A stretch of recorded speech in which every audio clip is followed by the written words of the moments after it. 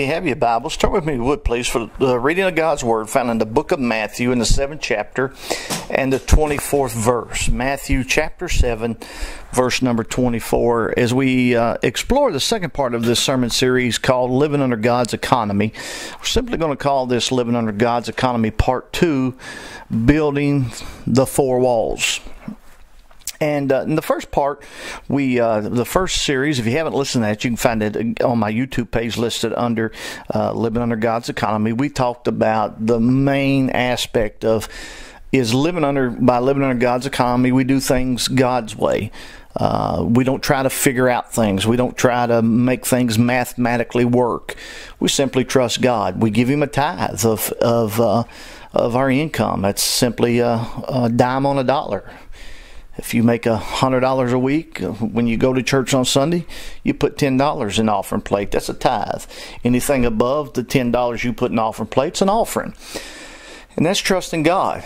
Doesn't make sense a lot of times mathematically, but it works if you'll trust God and have faith that His economy is greater than ours. But one of the things we want to talk about in this series is about making sure we look at our financial life and making sure we have things in order. And so again, if you have your Bibles, Matthew chapter 7, verse 24, I'm reading from a teacher from the New International Version of the Bible, so if you had the King James, the wording will be just a little bit different, but we'll all end up in the same place together. Matthew chapter 7, verse 24 reads like this: "Therefore, whoever hears these words of mine and puts them into practice is like a wise man who built his house on the rock. The rain came, the streams rose, and the winds blew, and it beat against the house. Yet the house did not fall, because it had its foundation on the rock. But everyone who hears these words of mine and does not put them into practice is like a foolish man who built his house on sand. The rains came down, the streams rose, the winds blew and beat against the house, and it fell with a great crash."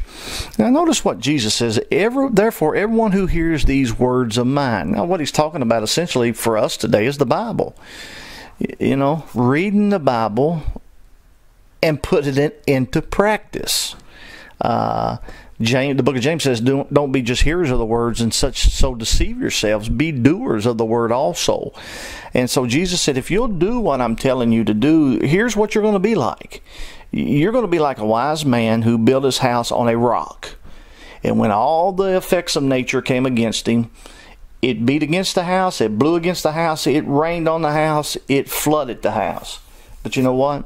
The house still stood. Or you can read the Bible and say, well, you know, that's great, but I'm not really going to do those things. And you know what's going to happen? The same things that happens to the man who puts the words in practice is going to happen to you. The rain's going to come, the flood's going to come, the winds are going to blow, it's going to beat against the house. The difference is when you're not doing what the Word says, you have no foundation, and you're going to go through a great crash. And so we want to talk about tonight, what kind of foundation are you building on, especially when it comes to the area of your finances. Do you have a plan? Do you know where you're headed financially? You've heard the old saying, if you aim at nothing, you'll hit it every time. Or how about this one? If you fail to plan, really what you're doing is planning to fail. The truth of the matter is, a whole lot of people have money coming in from their jobs and money going out, and they really, at the end of the paycheck, they're broke, and they really don't know where it went. Because they're not sitting down and developing a budget, really looking at what they're spending, really looking at what they're wasting their money on. Are they saving? Are they doing these things? Are they planning for the future? You may be listening to this today and think, you know what, I'm young, I got plenty of time. Maybe I've got 30 years till I retire. But you know what? Those 30 years are going to pass.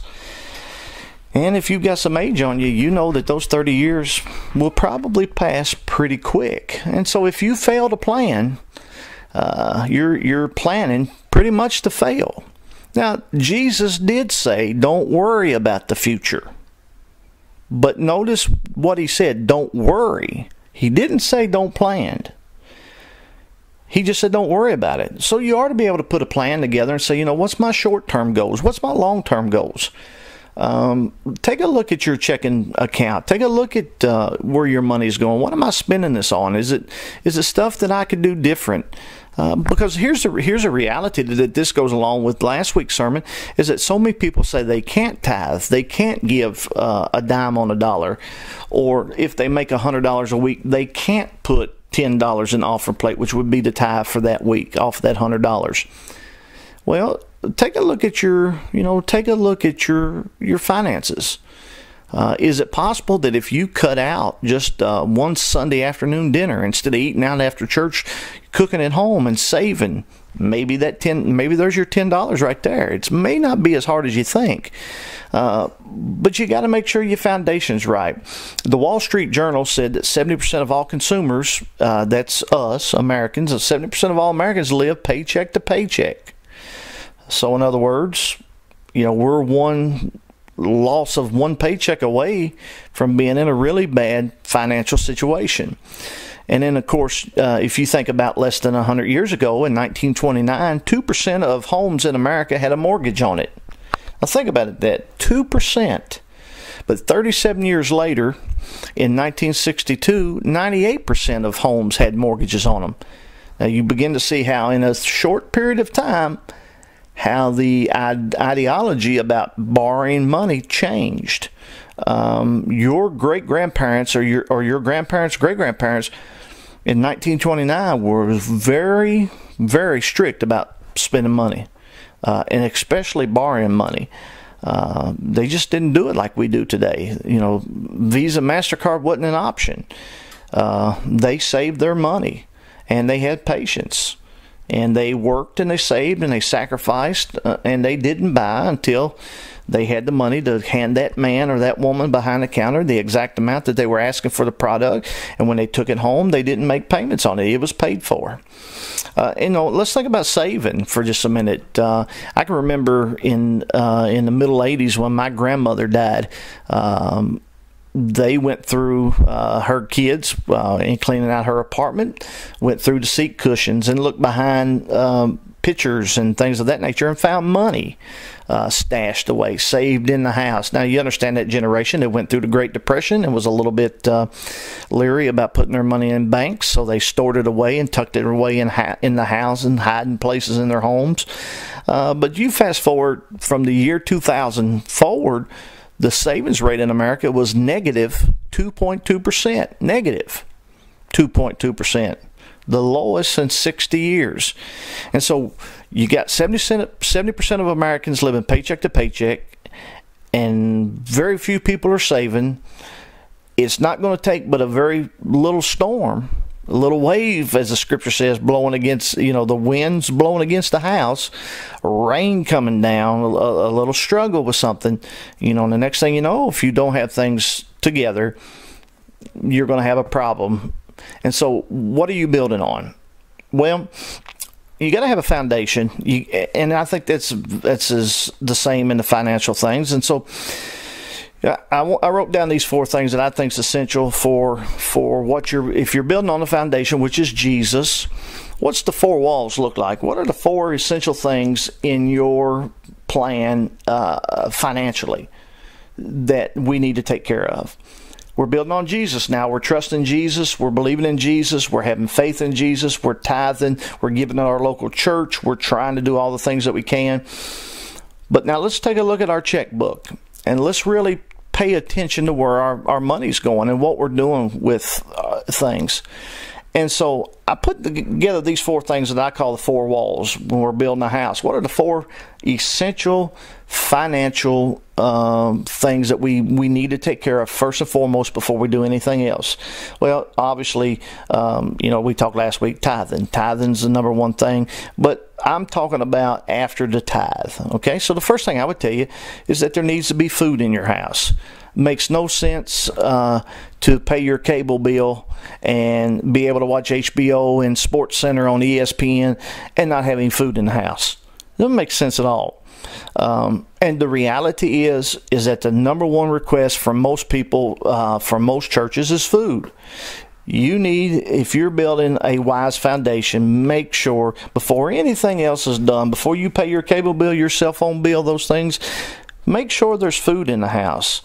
First, there's some scripture that goes along with this. 1 Timothy chapter 6, verse 8. 1 Timothy chapter 6, verse 8. The Apostle Paul writing to Timothy and says, "But if we have food and clothing, we will be content with that." Again, it's nice to have ESPN, and as I sit here recording this in my living room here, I look across from me. It's not on, but I have a 60-inch television. Unfortunately, I'm starting to get to the age where I can't see it that well, so I have to wear glasses when I'm watching TV to see the scores of the games and things of that nature. But I've got a 60-inch TV, cable television, and if they were to turn it off tomorrow, man, we think we would just not be able to make it. But Paul's right when he writes to Timothy, if we got food and clothing, we are to be content with that, because we've got two of the necessity things that we need in life. Food is necessary. So when we think about food, here's some practical stuff. If you go into and this is an area that everybody in their budget probably spends more than they need to. And I know in the last few years we've had to spend more because gasoline prices have been high and diesel prices have been high. And so in return, those prices are handed off to us. And so the truckers charge more to deliver the groceries, and the groceries people charge us more for the product. If you've been following beef prices at all, in 2015, they've hit some of the all-time highs as far as what beef prices are. But let's talk about this honestly. When we're talking about building the four walls, and one of those is food, do you really sit down and think about what you're buying? Or how about this one? Do you go to the grocery store hungry? Nah, that's a good thought. Because you can go to the grocery store hungry. Sometimes you buy a lot more. As a matter of fact, there's a lot of surveys out there and a lot of studies that show that if you go to the grocery store hungry, you spend more money than what you really need to, because you're hungry and you want everything you see you want. But do you make a list? Do you sit down and think about the things that you really need? How about when you're buying? Have you ever thought about buying off-brand? You do realize that the same company that makes the name brand a lot of times makes the off-brand. It's just got a different label on it. So think about those things. How can I cut my grocery costs down? I know that in our household with two growing children, one's 13, the other one's 9, they're constantly eating, and it's really easy just to run to the grocery store and start grabbing some stuff without really thinking ahead. And if we gave a little bit of effort of thinking, what kind of meals do we want to have this week? Instead of just grabbing something, really planning it out, and then thinking about what we're buying. Could I do off-brand on this one? Could I save a little bit here and a little bit there?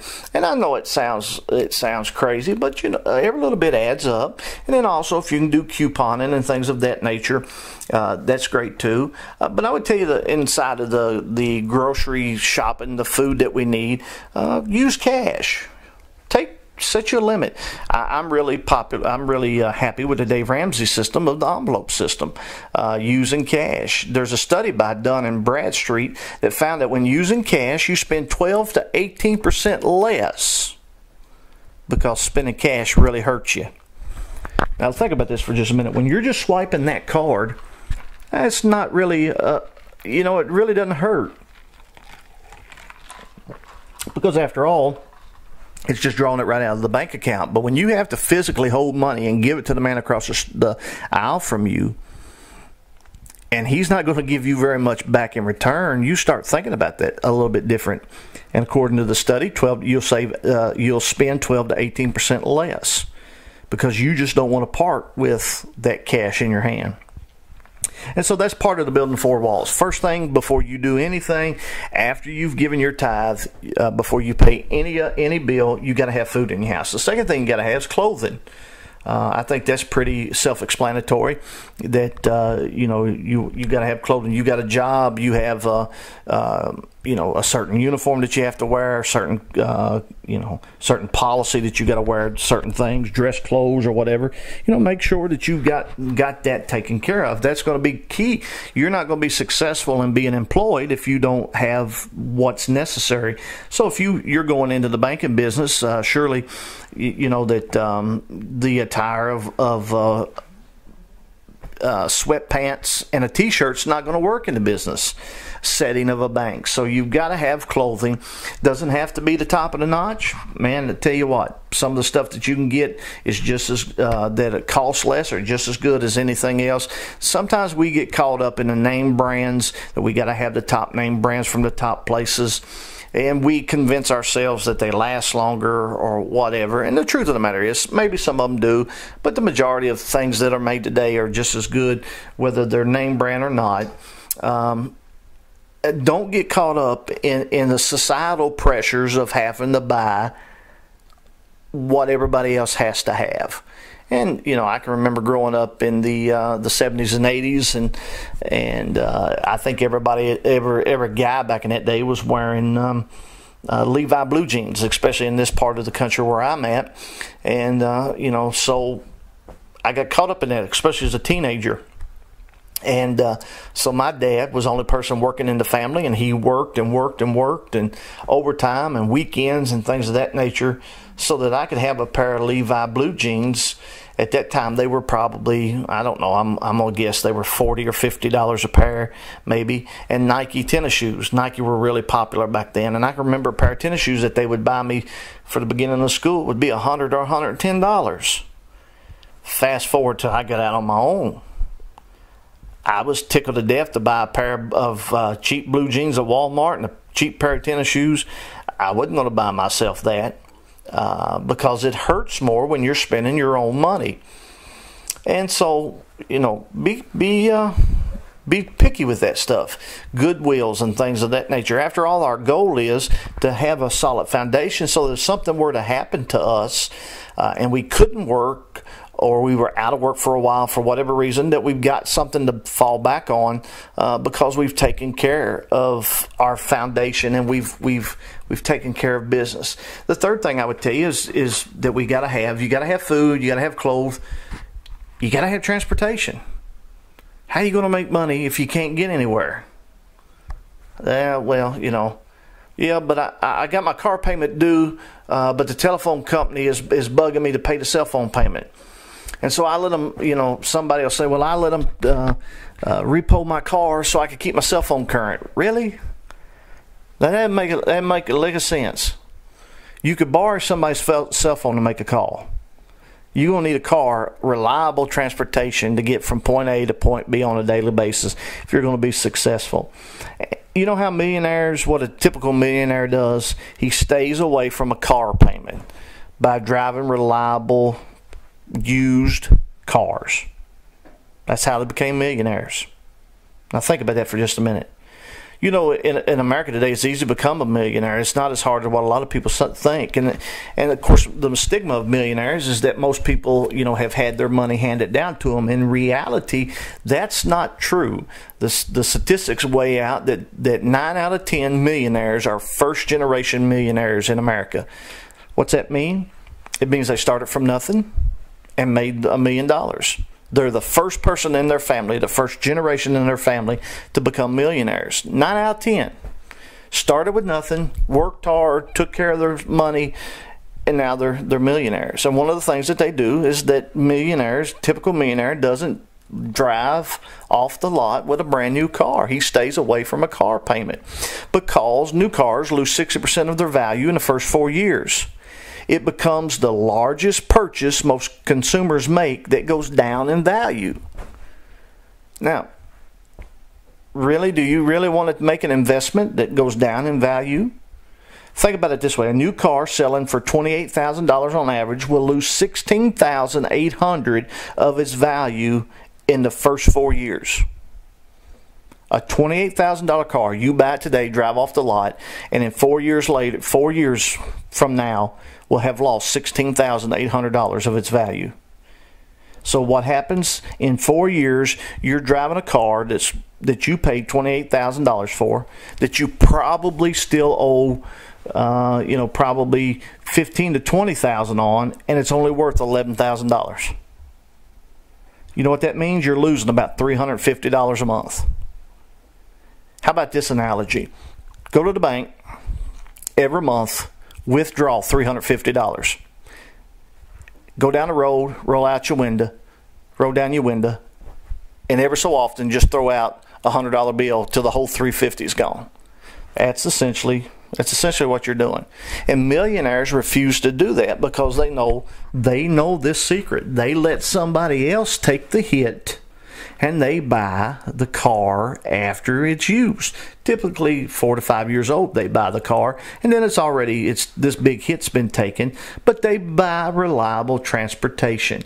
Makes no sense to not have transportation, to be getting your car repoed. Now let's think about this. In America today, we love our cars. And so people have a sort of get their status by the car they drive. Yeah, that's crazy, really. Does it matter?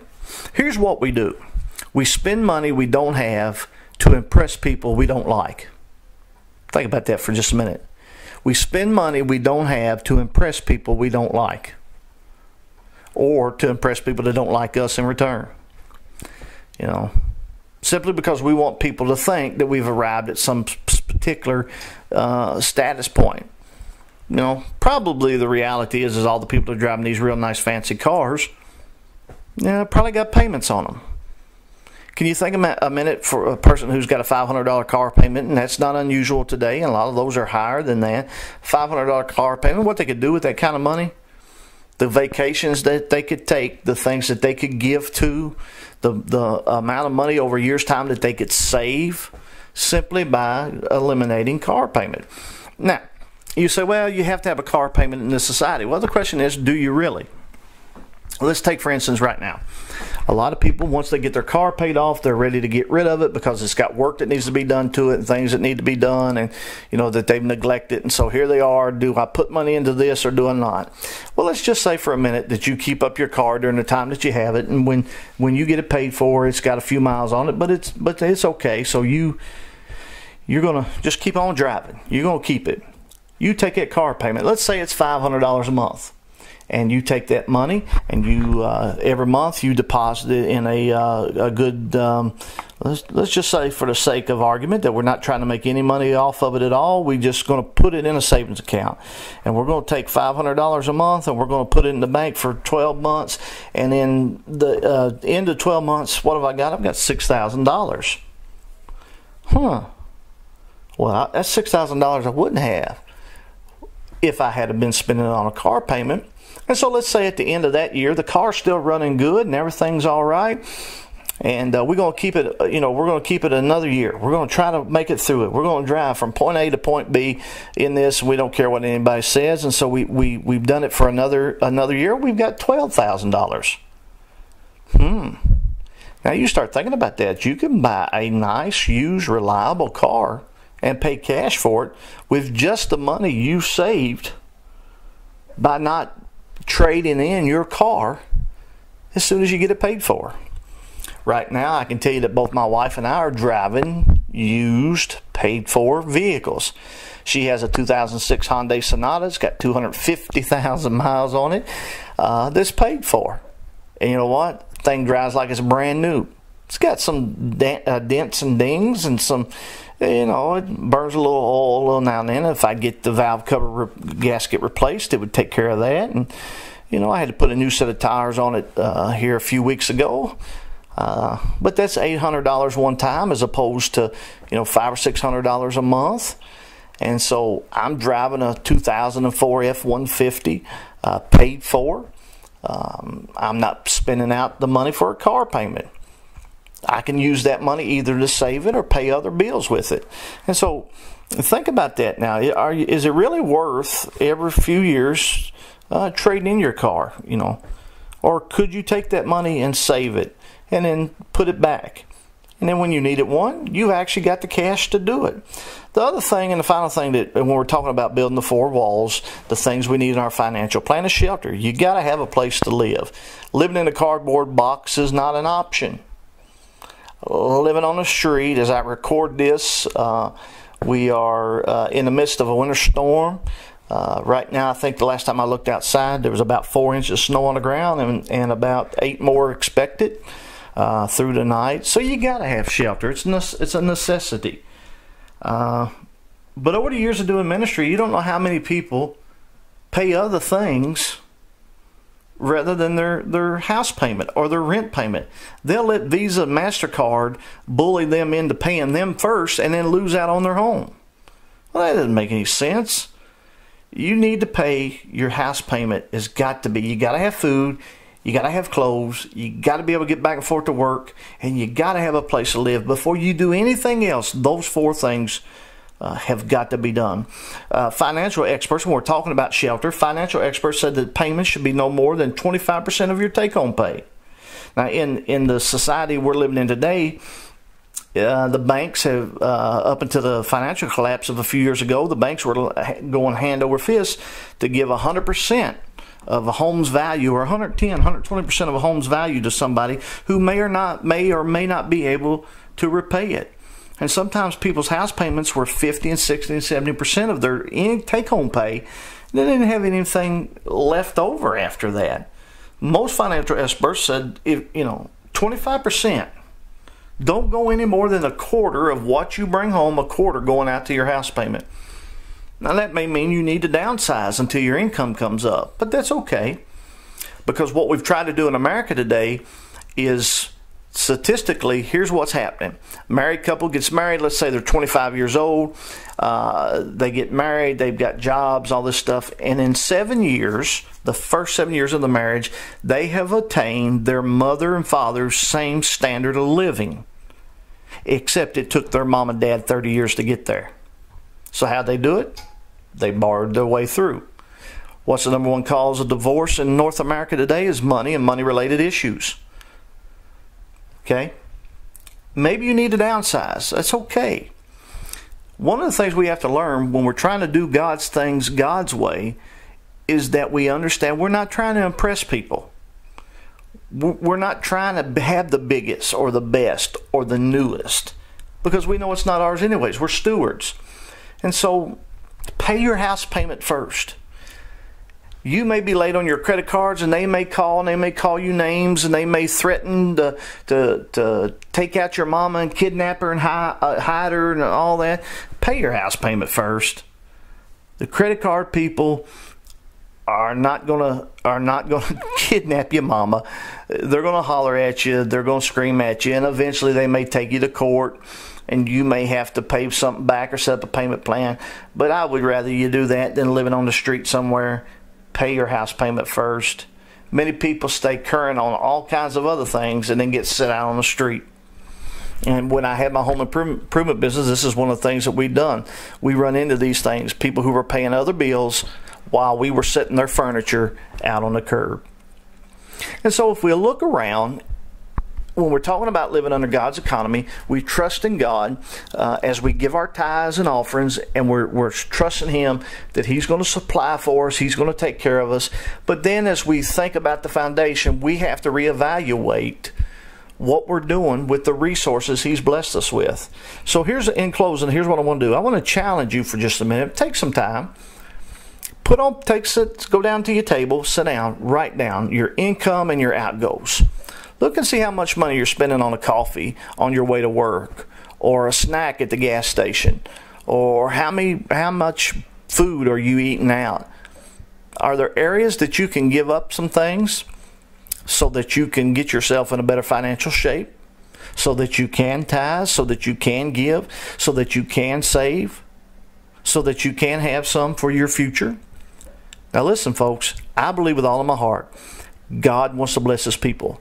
I believe that God is okay with you having stuff. I believe God's okay with you having some money in your pocket. I don't believe you're going to go to hell if you got some money. I don't believe that. But I do believe that most of us are living willy-nilly. We're not taking the time to plan it out. We're not taking the time to see what the scriptures say about how to handle money. And there's a whole lot of scriptures that talk about it. So I want to challenge you this week. Living under God's economy, part 2, building the walls. Do you have these priorities together? Are you able to give? If you're not, take a look at your budget and see where your money's going that you might be able to. If you don't have anything saved, make that a priority. But take care of these things first.